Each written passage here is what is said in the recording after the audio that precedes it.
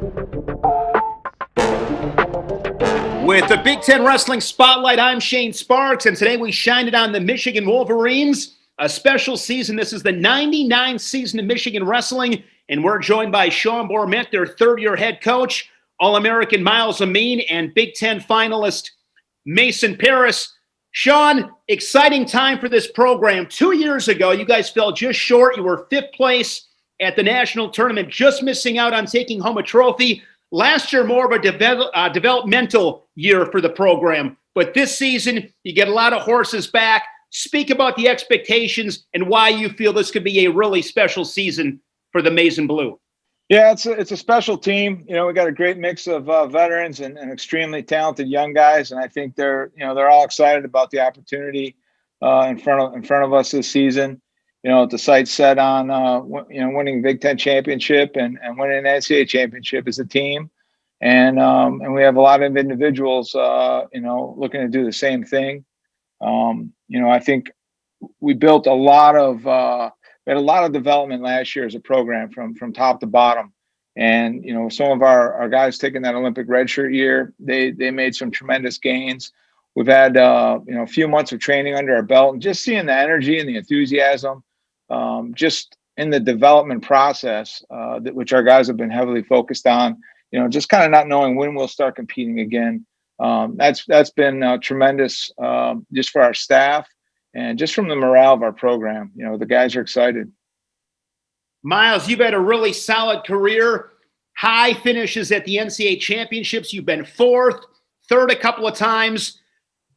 This last season, you took the Olympic red shirts, and all you did was took fifth at the World Championships and qualified for the Olympic Games for San Marino. How cool has this past year been for you? Oh, it's been awesome. I kind of missed being in the Michigan spotlight, and wearing the Maize and Blue, but I made the most of the Olympic red shirt for sure. It's kind of funny because looking back on it, it was a decision we made the night of the World Championships after I had placed, and we had to decide whether or not I was going to drop my classes or not with Coach Bormet and take the Olympic red shirt. And looking back on that decision, I think it was one of the best decisions I've ever made. Being able to spend a lot of time with Sergey Beloglazov, our RTC coach, and just become a sponge around him. And then that international experience, we got to wrestle a couple more international events overseas with the European Championships too during this year. So it's been great, and I am really excited about the Olympic Games next summer. But now it's kind of time to refocus, and I still have something missing from those accomplishments, which is an NCAA title. So I'm looking to refocus and kind of jump back into the college scene as well. Mason, you are coming off a spectacular sophomore season. As a true freshman, you losing a round to 12, not an easy feat in itself. Summer of 2019, you dominate your way to a junior world title. Then you come back last year, you go 28-1, leading the team in victories. You make the Big Ten finals. That was your only loss of the season to Gable Steveson. I'm not sure, Mason, there's a guy in all of college wrestling that made the kind of gains that you did. What contributed to that?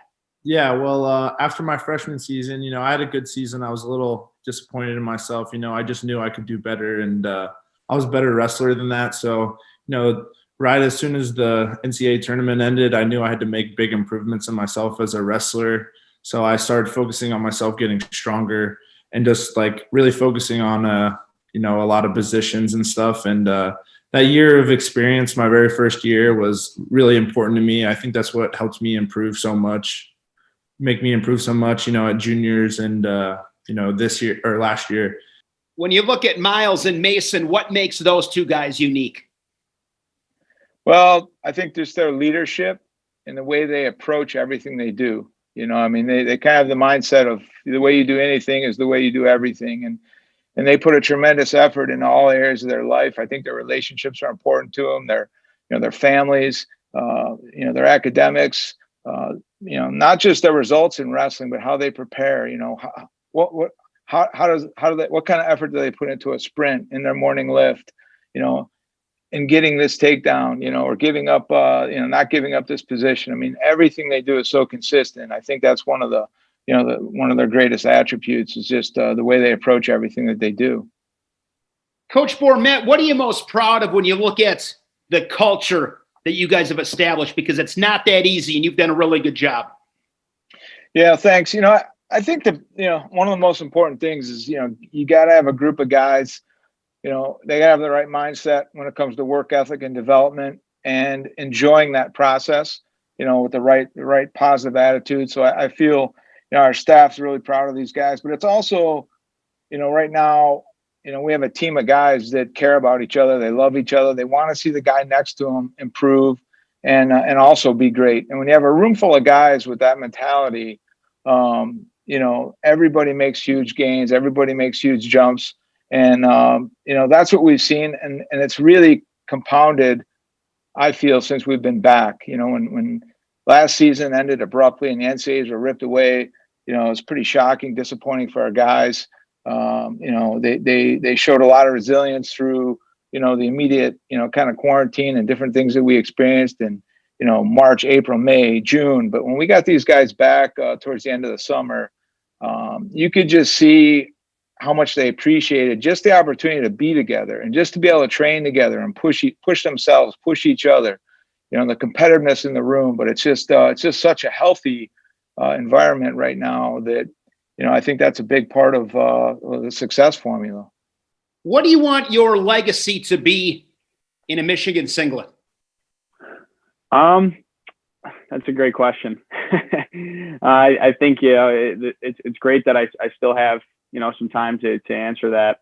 But ultimately, I would like to, leave this season as a national champ and have a team trophy and preferably, a team national championship and kind of go out on top and say, I've already formed so many great relationships with, my past teammates, but just make this year a really special year, both on and off the mat. And, it's kind of like we're living in some times right now where there's just a lot of, bad things going on. And it's kind of, there's a lot of, negativity and it's a lot of unfortunate events. So really to just end, this Michigan journey for me on a high note.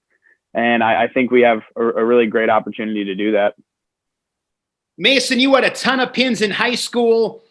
Last year, I think you had 11 of those 28 victories, 18 bonus points. I mean, you are not the typical heavyweight. And you look at heavyweight in this conference specifically, it is stacked with great athletes.